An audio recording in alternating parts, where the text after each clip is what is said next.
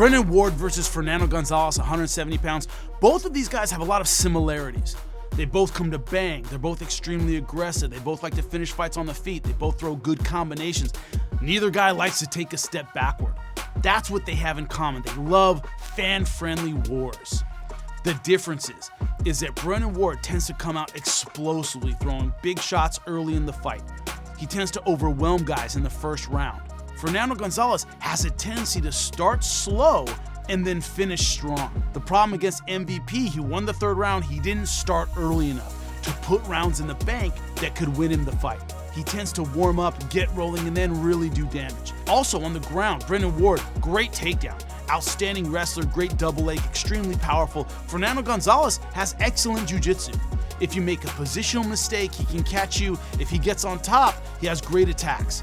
So it's one of those things where on the ground, neither guy can really make a mistake. And on the feet, it's about who gets their game going and makes the other fighter fight at their pace. If Brennan Ward comes out explosively and catches Fernando Gonzalez unprepared, it could be a quick night. If Fernando Gonzalez can drag Brennan Ward into the deep water, late in the third round, when he's still throwing punches and Ward might be out of gas, it's going to be a tough night for Brennan Ward. That's the key to this fight to me.